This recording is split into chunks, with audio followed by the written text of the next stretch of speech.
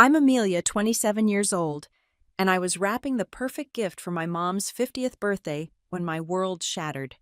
We were at her favorite restaurant when she looked me straight in the eyes and said, "The best gift would be if you just left my life completely." Her words sliced through me like glass. That night I made a decision that would change everything. I gave her exactly what she asked for. I disappeared. Drop a comment letting me know where you're watching from. If you've ever had to make a difficult choice to protect yourself, hit that like button and subscribe. Now let me take you through the journey of how I vanished from my mother's life and what happened after. I always thought that having a single mom meant we'd be closer, that we'd form an unbreakable bond against the world. But that's not how it worked with Patricia and me. From my earliest memories, I was never enough for her. Patricia grew up in a household where perfection wasn't just expected, it was demanded. Her own mother, my grandmother, was a stern woman who measured love in achievements. Second place meant first loser. B+ grades warranted punishment, not praise. This upbringing shaped how Patricia raised me, creating a cycle of criticism that spanned generations. When I was 5, my father walked out on us. I have vague memories of him, a warm laugh, strong arms that would toss me into the air, the smell of mint on his breath. But those memories faded fast after he left. Patricia made sure of that. "He left because of you," she told me once during an argument when I was 12. "You were too much work, too needy. He couldn't handle it." Though she later apologized, claiming she didn't mean it, those words embedded themselves in my psyche, becoming a truth I couldn't shake. Patricia threw herself into her career as a corporate attorney after my father left. She climbed the ranks, quickly earning partnership by the time I was in middle school. Our modest home was traded for a sleek condo in an upscale neighborhood. Her worn suits were replaced with designer labels. Success became her identity, and by extension, she expected it to be mine too. I tried. God, how I tried. I joined every club, took advanced classes, stayed up until midnight studying for tests. When I brought home straight A's, she would scan the report card and ask, "Did anyone get an A+?" When I won second place in the state science fair, she wondered aloud why I hadn't prepared more thoroughly. There was always something more I could have done, some way I could have been better. The first major rift between us came during my senior year of high school. College application season arrived, and Patricia had mapped out my entire future: Harvard undergraduate, then Harvard Law, following her footsteps to become an attorney. The applications were filled out, the essays reviewed and rewritten under her supervision. But I had a secret. For years I'd been sketching and painting whenever I could find time alone. Art was my sanctuary. The one place where perfection wasn't required, where mistakes could become something beautiful. I'd applied to several art schools without telling her, and when the acceptance letter from Rhode Island's School of Design arrived with a substantial scholarship offer, I finally gathered the courage to tell Patricia about my dream. "Art," she had scoffed, her face contorting as if I'd suggested becoming a professional gambler. "That's not a career, Amelia. That's a hobby. No daughter of mine is going to waste her potential painting pictures while living in poverty." The argument that followed was explosive. For the first time in my life, I stood my ground against her. "This is my life," I insisted. "I get to choose what I do with it." "I didn't sacrifice everything to raise a starving artist," she shot back. "I gave up my youth, my relationships, everything for you, and this is how you repay me." That night established the pattern for the next several years. Fierce arguments followed by icy silence, then tentative reconciliations that never fully healed the wounds. I went to RISD, despite her objections. Patricia paid my tuition after realizing I wouldn't back down, but she made sure I knew what a disappointment I was with every check she wrote. After graduation, I tried to mend our relationship. I moved back to my hometown, rented a small apartment, and found work as a graphic designer at a marketing firm, a compromise I hoped would satisfy Patricia since it was at least a real job that utilized my artistic skills. I called her weekly, invited her to dinner monthly, sent thoughtful gifts on holidays. Sometimes we'd have good days where I could glimpse the mother I'd always wanted, proud, supportive, loving. But those glimpses never lasted. As Patricia's 50th birthday approached, I saw it as an opportunity to finally break through the walls between us. I spent weeks planning the perfect celebration. I saved for months to buy her a vintage Cartier watch she'd once admired in a magazine. I made reservations at Augustin, the French restaurant she loved, but rarely indulged in. I even arranged for her favorite flowers, white peonies, to be delivered to our table. I truly believed that night would be a turning point for us. I had no idea how right I was, just not in the way I had hoped. The night of Patricia's birthday began with such promise. She arrived at Augustine looking elegant in a navy dress, her silver-streaked dark hair swept into a sophisticated updo. When she saw the peonies waiting at our table, she actually smiled a real smile that reached her eyes.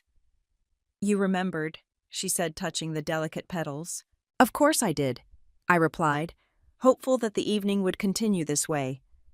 The maitre d' poured champagne and we toasted to her 50 years. I presented her with the carefully wrapped watch, holding my breath as she opened it. For a moment, genuine pleasure crossed her face. "It's beautiful," she admitted, slipping it onto her wrist. Then predictably she added, "Though I'm not sure where I'd wear something this ostentatious to work." I swallowed my disappointment and smiled. Maybe for special occasions then. Dinner progressed pleasantly enough at first. Patricia ordered the Dover sole and a glass of expensive Chablis. She talked about her recent court victory, the incompetence of her new assistant, and the vacation she was planning to the south of France. I nodded and asked appropriate questions, steering clear of any topics that might spark tension. But as she finished her second glass of wine and started on a third, the conversation shifted. She asked about my job, and I made the mistake of mentioning that I was considering leaving the marketing firm to freelance full-time. Her expression darkened instantly. "Freelance? You mean be unemployed?" "No, I mean having multiple clients instead of one employer," I explained, keeping my voice level. "I already have several companies interested in my portfolio. I could potentially earn more while having more creative freedom." Patricia set her glass down with more force than necessary. "Creative freedom doesn't pay the bills, Amelia. When are you going to grow up and think about your future? You're 27, not 17. "I am thinking about my future," I insisted. "I'm trying to build a career that actually makes me happy." "Happy?" she scoffed. "Work isn't about being happy. It's about security, building something substantial. Your generation is so entitled, thinking everything should be fun and fulfilling." I took a deep breath, determined not to let this devolve into another argument. "It's your birthday. Let's not do this tonight." But Patricia was just getting started. The alcohol had loosened her restraint, and years of disappointment came pouring out. "Do you know what I was doing at your age? I was already a junior partner at the firm, owning my own home, investing for retirement. I had goals, ambition. And I was doing it all as a single mother because your father couldn't handle responsibility." "Mom, please," I said quietly, aware of the diners at neighboring tables glancing our way. "You had every advantage," she continued as if I hadn't spoken. "The best schools, tutors, opportunities I could only dream of at your age. And what do you do with it, art school? And now you want to be a freelancer. Do you have any idea how that reflects on me?" That was when I realized it had always been about her. How my achievements or failures made her look, how my choices fit into the narrative she'd constructed about her life. I wasn't a person to her. I was an extension of herself, a project that wasn't turning out as planned. "This isn't about you," I said, my voice stronger now. "This is my life. My choices." Patricia laughed bitterly. "Your choices, I'm the one who had to live with the consequences of your choices. Do you think I enjoyed telling my colleagues that my daughter was at art school instead of law school? Do you think I'm proud when people ask what you do? And I have to say you make pretty pictures for advertisements." Each word was a knife cutting deeper than the last. Diners at the surrounding tables had stopped pretending not to listen. Their forks paused midair, eyes carefully averted but ears straining to catch every word. "I'm sorry I've been such a disappointment to you," I said, fighting to keep my voice from breaking. I really tried to make tonight special for you. Patricia drained her glass, her eyes cold. You want to know what would be the best gift if you just left my life completely? The restaurant seemed to go silent. Or maybe that was just the blood rushing in my ears, drowning out everything except those terrible words. I stared at my mother, waiting for her to take it back, to say she didn't mean it. She held my gaze defiantly, her lips pressed into a thin line. At that moment, something inside me broke. But strangely, in that breaking, I also felt something else, a release, as if chains I'd worn my entire life had suddenly fallen away. Without a word, I signaled the waiter for the check. Patricia watched in silence as I paid the bill, including a generous tip to compensate for the scene we'd caused. I stood, gathered my coat and purse, and looked down at the woman who had given me life, but had never given me acceptance. "Happy birthday, Mom," I said softly. "I hope you get everything you wish for." And then I walked out, already formulating the plan that would give her exactly what she'd asked for. I drove home on autopilot, tears blurring my vision so badly that I had to pull over twice to collect myself. By the time I reached my apartment, a strange calm had settled over me. It wasn't peace, more like the eye of a hurricane, a momentary stillness surrounded by chaos. I walked through my small living space, seeing it with new eyes. The framed prints on the walls, the mismatched furniture I'd collected from thrift stores, the bookshelf overflowing with art books and novels Patricia had never approved of. This place had never really felt like home, I realized. It was just another compromise in a life full of them. Without fully forming the thought, I found myself pulling my largest suitcase from the closet. I began filling it methodically. Practical clothing, essential toiletries, my laptop portable hard drive, and the cash I kept in an emergency box, about $800. I packed my best art supplies, a sketchbook, and the small wooden box containing the few pieces of jewelry I owned, including my grandmother's pearl earrings, the only gift from Patricia I truly treasured. I left behind anything that could be easily replaced or that tied me to this life: furniture, kitchen items, most of my books. I was traveling light into whatever came next. At my desk, I wrote a brief note. "I'm giving you your birthday wish." I considered adding more, an explanation, a goodbye, something to soften the blow. But what was there to say that hadn't already been said? Years of trying to communicate with Patricia had proven that words were useless between us. Next came the practical matters. I withdrew $2,000 from my savings account. Not everything, but enough to get established somewhere new without leaving an immediate financial trail. I left my cell phone on the kitchen counter, knowing it could be used to track my location. Instead, I purchased a cheap prepaid phone from an all-night convenience store, activating it with cash and minimal information. I debated where to go. It needed to be far enough that I wouldn't accidentally run into anyone who knew me, but not so exotic that I would stand out as a newcomer. I needed a large city with opportunities for artists, but with a reasonable cost of living. After considering my options, I settled on Denver. The growing art scene there had been featured in several articles I'd read, and the western city was about as far from my East Coast life as I could get while staying in the continental U.S.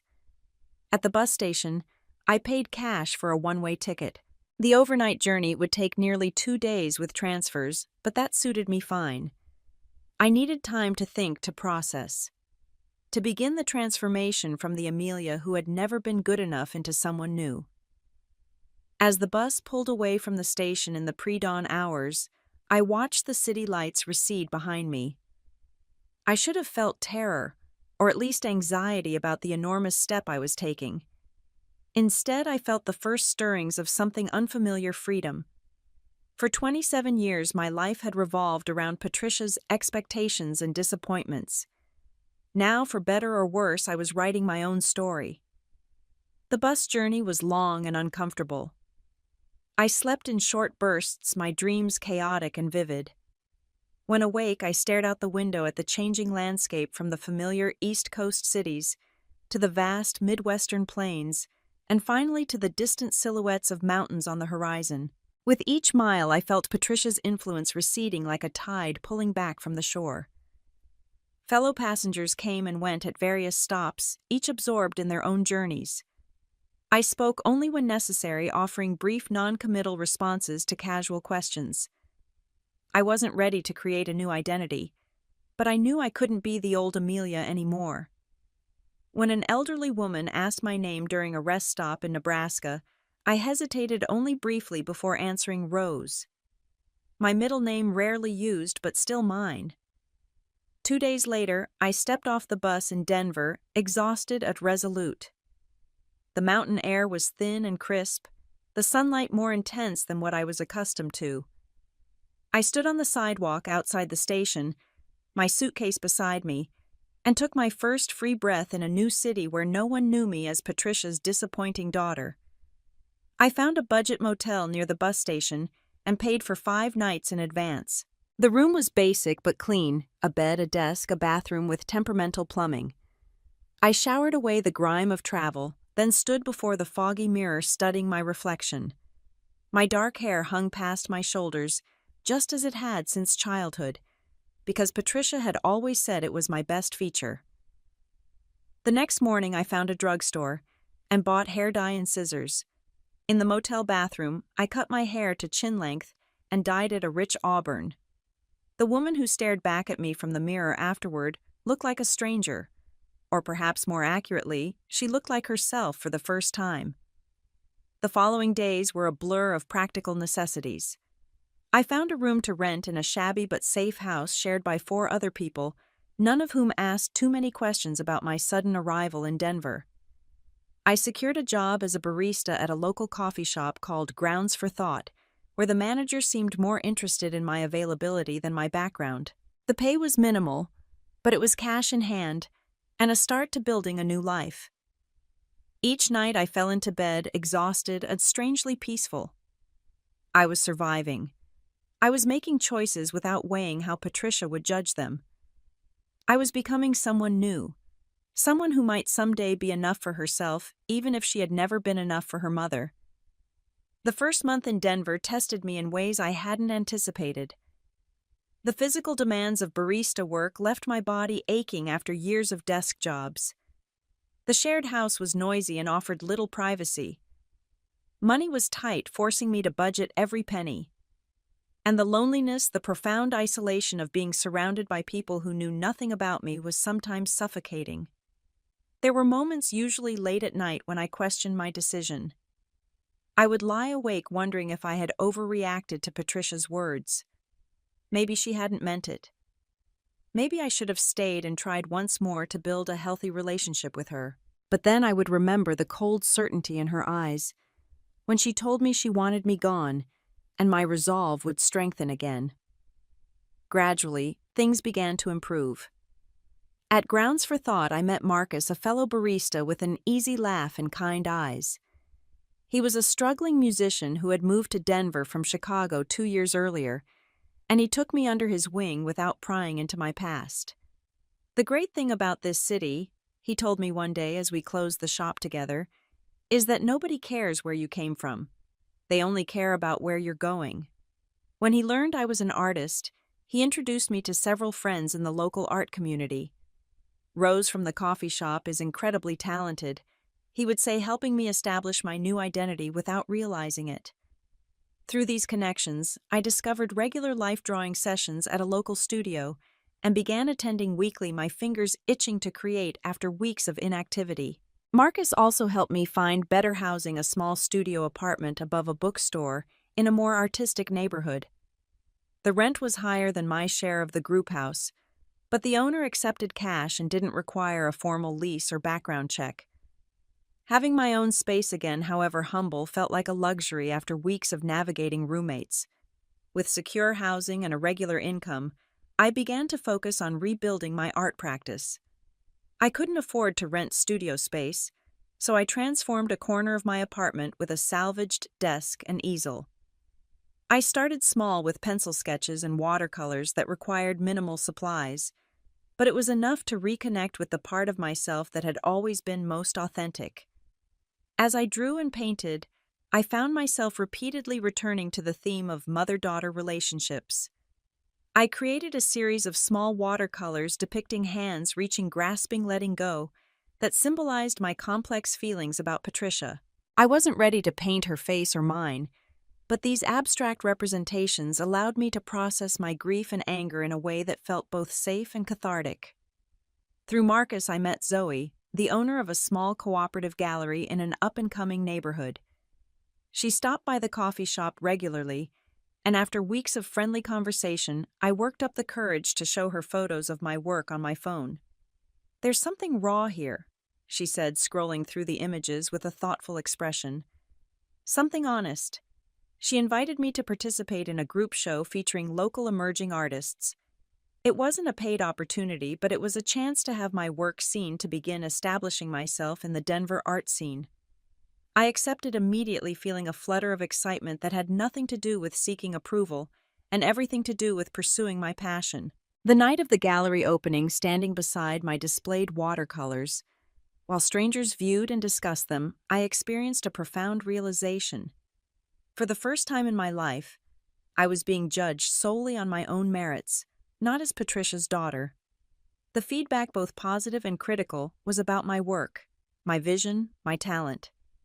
There was freedom in that exposure that I had never known before. As the months passed, my life took on a rhythm. Mornings at the coffee shop, afternoons and evenings in my makeshift studio. Weekends exploring Denver's museums and galleries, finding inspiration and community. I was far from financially secure, but I was supporting myself. I was creating work that felt meaningful. I was making friends who knew me only as Rose, the barista with the auburn hair and quiet smile, who painted evocative watercolors. I still thought of Patricia daily. Sometimes the memories would ambush me, her rare, genuine laugh. The way she would bring me ginger ale and saltines when I was sick as a child. The proud smile she couldn't quite suppress when I graduated college, despite her disapproval of my major. During these moments, the urge to contact her to check if she was okay was nearly overwhelming. But I resisted. I had given her what she asked for, and reopening that door would only lead back to the cycle of criticism and disappointment that had defined our relationship. So instead, I channeled those feelings into my art, creating a new series of larger, more emotionally complex paintings that directly addressed maternal absence and presence. These new works caught the attention of a local art critic who visited the cooperative gallery. His review, published in Denver's alternative weekly newspaper, described my paintings as hauntingly personal explorations of familial disconnection, with a distinctive voice that seems to speak directly from open wounds. He identified me only as Rose, a newcomer to Denver's art scene, preserving the anonymity I had so carefully constructed. 6 months after my arrival in Denver, I no longer felt like I was in hiding. I had built the foundations of a new life, modest but authentic, challenging but rewarding. I had given myself the gift that Patricia never could, the space to be imperfect, to make mistakes, to create, without fear of judgment. I wasn't just surviving anymore, I was beginning to thrive. But even as I moved forward, a question lingered in the back of my mind. What had my disappearance done to Patricia? Did she regret her words? Was she looking for me? Or had she simply continued with her life, unburdened by the daughter who had always been a disappointment? I wasn't ready to seek those answers, but I knew that eventually I would need to face the past I had fled. Not for Patricia's sake, but for my own. I had been so focused on building my new life that I deliberately avoided any news from my old one.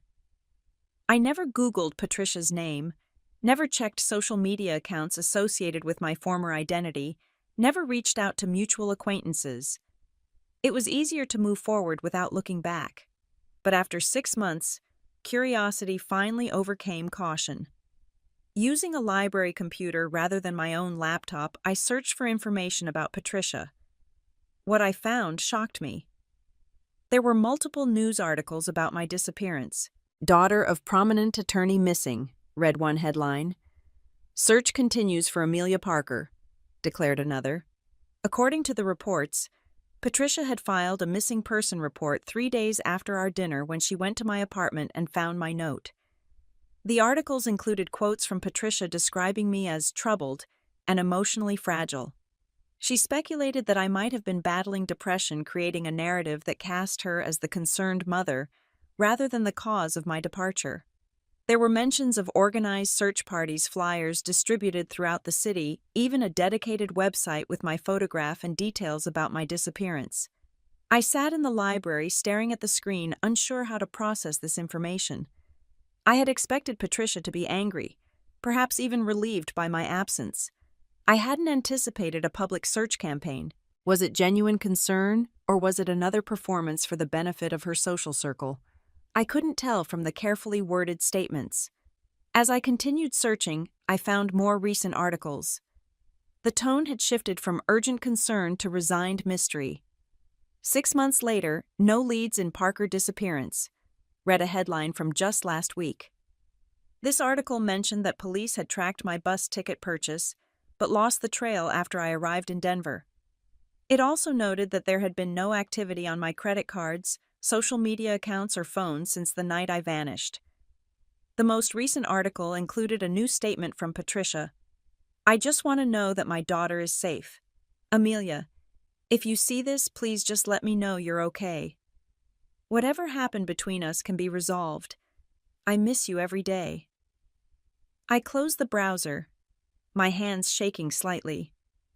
The Patricia I knew would never admit to missing me, would never suggest that our issues could be resolved. Either she had changed dramatically in my absence, or this was an elaborate performance for public sympathy.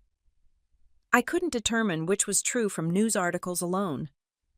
I decided to maintain my distance, at least for now.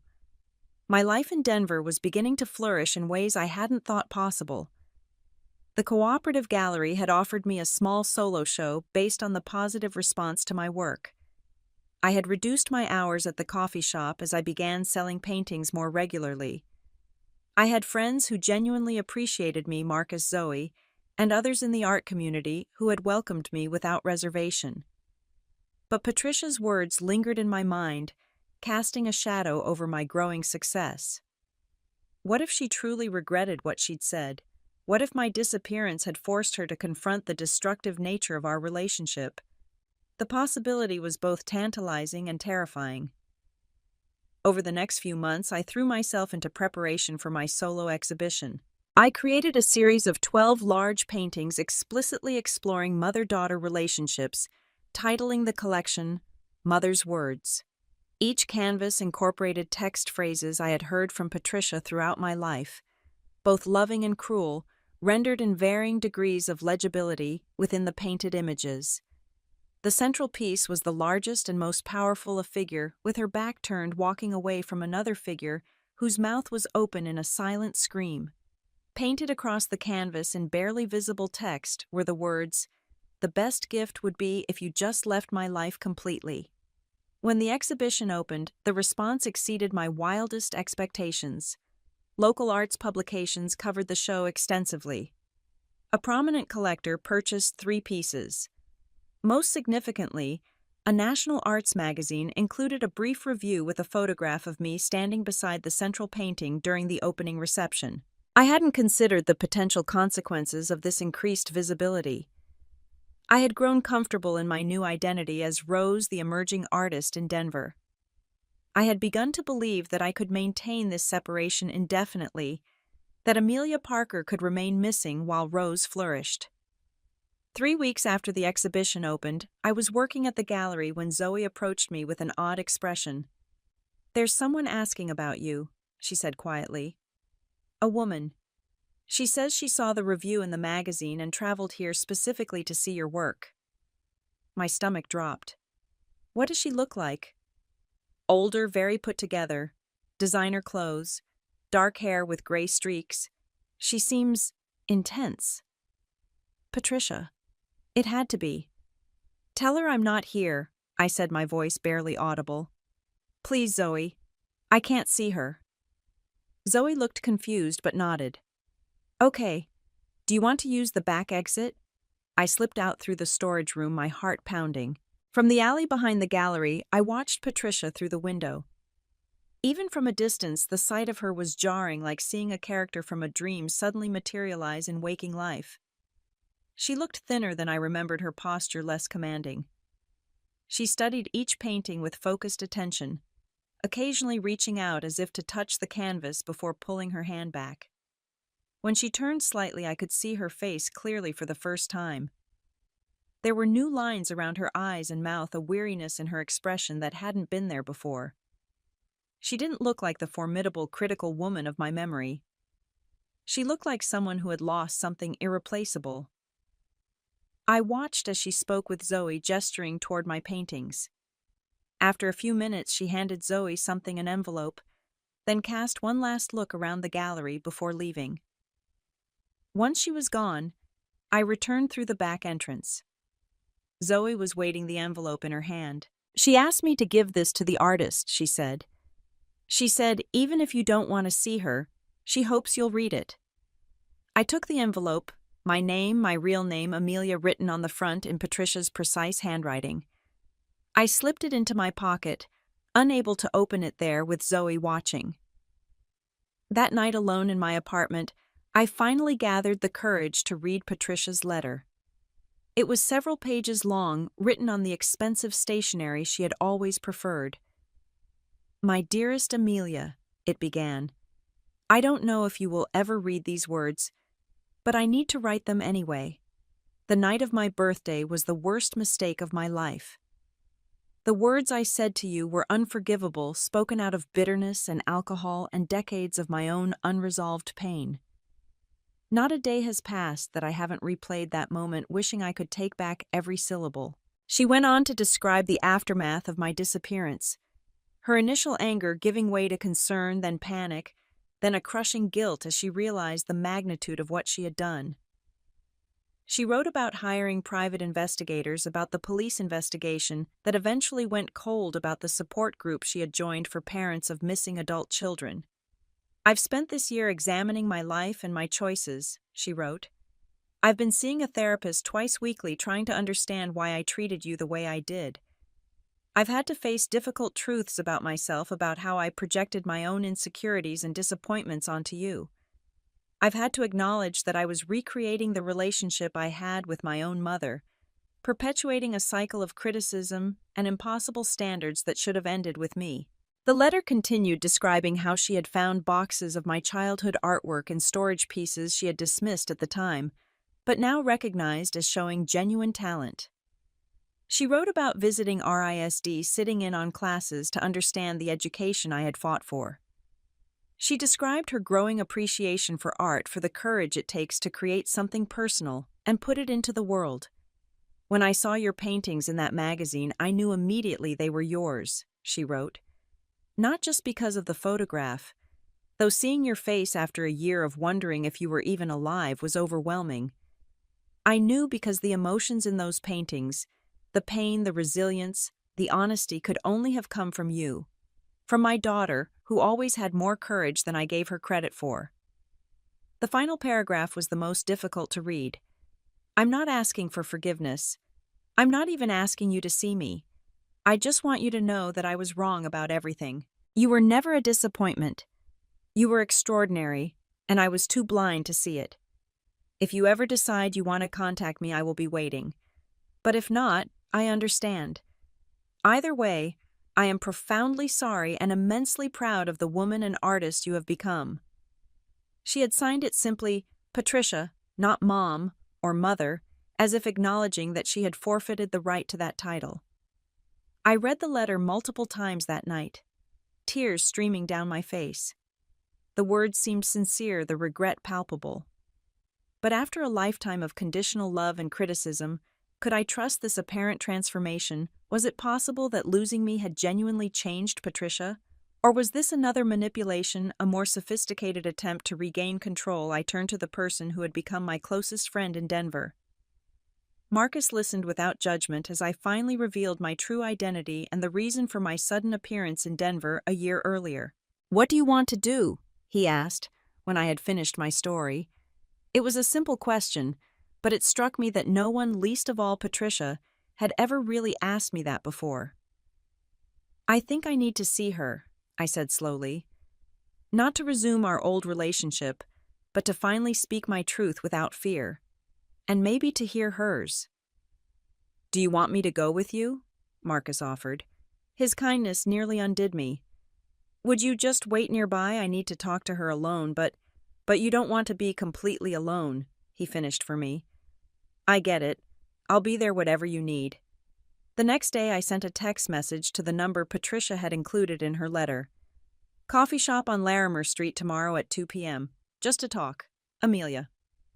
Her response came almost immediately. I'll be there. Thank you.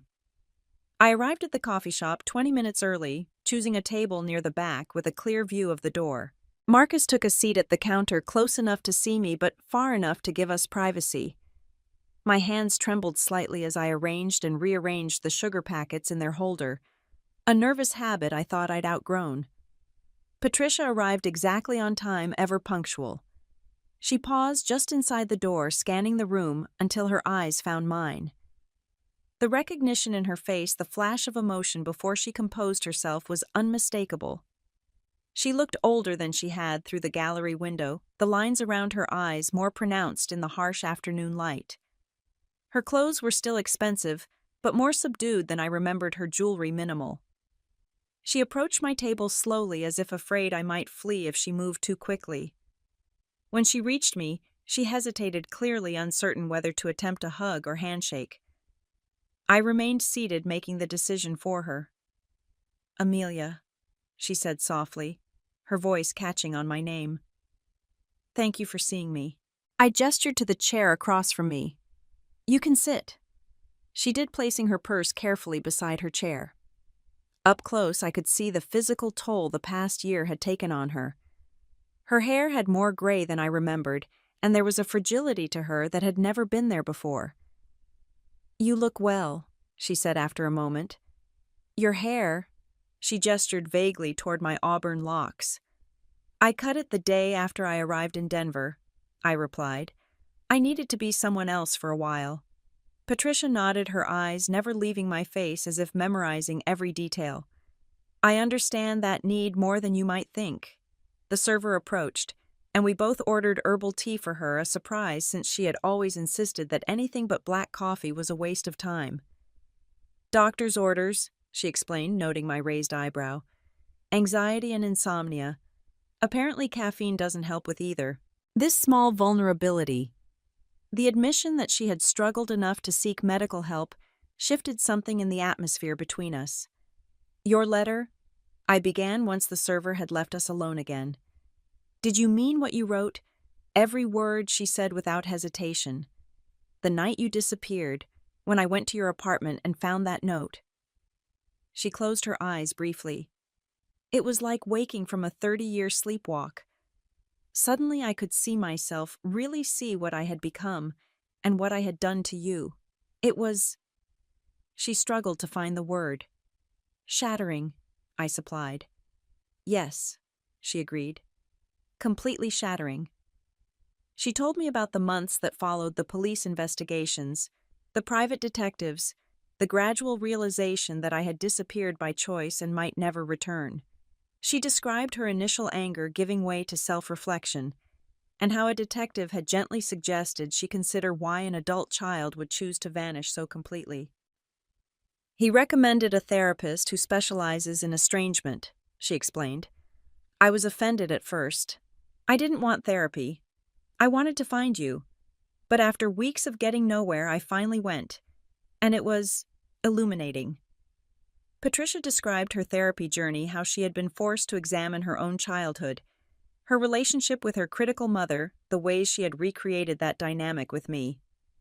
She talked about uncovering the root of her perfectionism, a deep-seated fear that without achievements and status, she had no intrinsic value. I projected that fear onto you, she admitted. I thought I was pushing you toward success, but I was really just transferring my own insecurities. Every time you chose a different path, art school, creative work, it felt like a rejection of everything I had built my identity around. I listened, allowing her words to sink in. There was a sincerity in her voice, a humility that the old Patricia would have considered weakness. "Why did you come to Denver?" I asked. "How did you know it was really me in that magazine?" "A mother knows her daughter," she said simply. "Even with different hair, even after a year apart." The moment I saw that photograph, I knew. And the paintings, they spoke so clearly of our relationship, of the damage I had done. No one else could have created them with such intimate knowledge of that pain. She reached into her purse and withdrew a small notebook. "I've been preparing for this moment, hoping it would come. There are things I need to say to you, apologies I need to make. May I?" I nodded, bracing myself. Patricia opened the notebook and began reading from a list. She apologized for specific incidents, for belittling my art, for comparing me unfavorably to my cousins, for blaming me for my father's departure. She apologized for making her love conditional on my achievements, for prioritizing appearances over my happiness, for the devastating words on her birthday that had driven me away. I could apologize for the rest of my life, and it wouldn't be enough, she concluded, closing the notebook. I don't expect forgiveness. I don't expect you to come back. I just wanted you to know that I understand now what I did wrong, and I am deeply, profoundly sorry. I sat in silence, absorbing the weight of her words. The apology was everything I had ever wanted to hear from her, specific, unqualified, without excuses. Yet I felt strangely hollow, as if these words had come too late to fill the void they addressed. I don't know what to say, I admitted finally. Part of me has wanted to hear this from you my entire life, and now that I have, I don't know what it changes. Patricia nodded, her expression pained but accepting. I understand. I didn't come here expecting to undo years of damage with one conversation. I came because you deserve to hear this, whether or not it changes anything between us.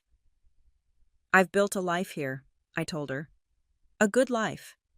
For the first time, I'm creating art without worrying about your judgment.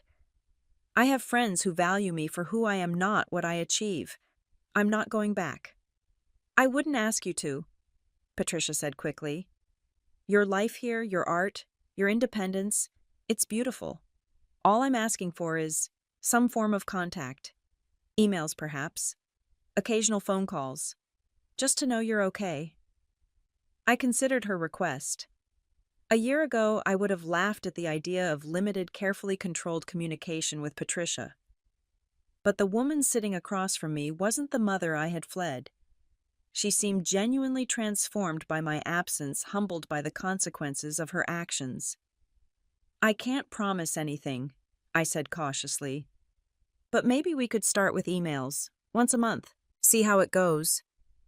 The relief on Patricia's face was palpable. Once a month would be more than I dared hope for. As we finished our drinks, we established boundaries for this tentative new connection. Emails only initially. No pressure for in-person visits. No financial entanglements. No expectations that I would return to my old life or identity. When it was time to leave, Patricia stood and gathered her things. Your exhibition, she said. It was extraordinary. You've become the artist I was too blind to see you could be. For the first time in our conversation, I smiled genuinely. Thank you. That means something coming from you. We parted without physical contact, but with a fragile bridge built between us, not the same as the one that had collapsed a year earlier, but something new and tentatively hopeful. As Patricia left the coffee shop, Marcus joined me at the table. How did it go? He asked, his concern evident. I watched through the window as my mother walked away, her shoulders straighter than when she had arrived, as if unburdened. It went better than I expected, and exactly as I needed. In that moment, I realized that disappearing hadn't just been about escaping Patricia. It had been about finding myself, the self that had always existed beneath the weight of her expectations and my own need for her approval. That self was stronger than either of us had known. A year after our coffee shop meeting, my life had evolved in ways I could never have predicted. My art career had gained significant momentum, with representation by a respected Denver gallery and exhibitions in several Western cities. I had moved to a larger apartment with a dedicated studio space, and while I still worked part-time at the coffee shop, It was now by choice rather than necessity. My relationship with Patricia had developed slowly, cautiously. Monthly emails became bi-weekly eventually, including occasional phone calls. Our conversations were different now. She asked questions about my work and actually listened to the answers. She shared insights from her ongoing therapy and the changes she was making in her own life. She never pushed for more contact than I was comfortable with, respecting the boundaries I had established. When I was invited to participate in a major regional exhibition at the Denver Art Museum, I surprised myself by sending Patricia an invitation. It would be my most significant show to date, featuring a new series titled Rebirth that chronicled my journey of separation and self-discovery. I wasn't sure if she would come, or if I even wanted her to, but extending the invitation felt like an important step in my own healing process. The opening night arrived, the museum gallery filled with art enthusiasts, critics, and collectors. I was discussing one of my paintings with a curator when I saw her, Patricia, standing quietly at the entrance, elegant but understated in a simple black dress. Our eyes met across the room, and she gave me a questioning look, silently asking permission to approach. I nodded slightly. As she made her way toward me, I introduced her to the curator. "This is Patricia Parker," I said, then added after a brief hesitation, "my mother." Patricia's eyes widened slightly at the acknowledgement, but she composed herself quickly. "The museum has done a wonderful job with the exhibition," she said to the curator. "The lighting really brings out the depth in these pieces." As the curator engaged Patricia in conversation about the technical aspects of the exhibition, I observed their interaction with a strange sense of detachment. This woman discussing color theory and composition was so different from the mother who had dismissed my artistic pursuits as a waste of time. She spoke knowledgeably, but without pretension, having clearly educated herself about art over the past 2 years. Later, as we stood together before the centerpiece of my exhibition, a large canvas depicting a phoenix-like figure emerging from shattered chains, I asked her what she thought of the show. "It's extraordinary," she said simply. "You've transformed pain into something beautiful, something meaningful." A nearby collector overheard her comment and joined our conversation. "Are you familiar with the artist's work?" he asked Patricia. She smiled, a genuine expression that softened her features. "Yes, I am. That's my daughter," she said, gesturing toward me with unmistakable pride, but without a hint of the possessiveness that would once have colored such a claim. The moment struck me powerfully. For the first time in my memory, Patricia was proud of me without trying to take credit for my success. She was acknowledging me as an independent person with my own talents and achievements, not as an extension of herself. As the evening progressed, I watched Patricia interact with various attendees. She was gracious, interested, and most surprisingly willing to step back and give me space to shine. When a journalist asked about her connection to me, she answered briefly and redirected the conversation to my work rather than our relationship. After the exhibition, we had dinner at a quiet restaurant nearby, our first meal together since that fateful birthday 2 years earlier. The contrast couldn't have been more stark. Where that dinner had been tense and eventually explosive, this one was cautiously comfortable. We talked about the exhibition, about my plans for future work, about her recent decision to scale back her law practice to focus on mentoring young attorneys from disadvantaged backgrounds. "I've been thinking a lot about legacy," she explained, "about what really matters at the end of a career. It's not the cases won or the money earned. It's the people you've helped, the positive influence you've had." I recognized in her words the same journey I had been on, learning to measure success not by external validation, but by internal fulfillment and meaningful connection. As we said goodbye that night, Patricia hesitated, then asked, "Would it be all right if I hugged you?" The request was so unlike the mother who had once dictated every aspect of our interactions that I found myself nodding before I had consciously decided. Her embrace was gentle, tentative, nothing like the perfunctory hugs of my childhood that had always felt more like social performance than genuine affection. Back in my apartment that night, I reflected on the long, complicated journey that had brought us to this point. My disappearance, drastic as it was, had created the space we both needed to change and grow. Patricia had been forced to confront the consequences of her behavior, without the ability to immediately try to control or fix the situation. I had been given the freedom to discover who I was without the constant pressure of her expectations. The irony wasn't lost on me. Her cruel birthday wish that I would leave her life had ultimately led to the possibility of a healthier relationship than we had ever had before. By granting her wish literally, I had forced a reckoning that might never have happened otherwise. The following morning, I returned to my studio and began sketching ideas for a new series. As I worked, I realized that for the first time in years, Patricia's imagined criticism wasn't hovering over my shoulder. The voice in my head was my own, confident, clear, and unafraid. I still maintained my boundaries with Patricia. Our relationship remained limited to occasional calls, emails, and rare in-person meetings. I had no desire to return to my hometown or to integrate her fully into my daily life. Some wounds were too deep to allow for complete reconciliation. But there was a peace between us now, a mutual respect that would have seemed impossible 2 years earlier. More importantly, I had found peace within myself. I no longer defined myself in opposition to Patricia or in desperate need of her approval. I was simply Amelia, artist, friend, survivor, creating a life on my own terms. My disappearance hadn't been an ending but a beginning. By vanishing from one life, I had found another one that was authentically mine. And in that authenticity, I had discovered a strength I never knew I possessed. Have you ever had to create distance from a toxic family relationship to protect yourself? Did it lead to healing or more pain? Share your experience in the comments below. If this story resonated with you, please like, subscribe, and share it with someone who might be struggling with similar family dynamics.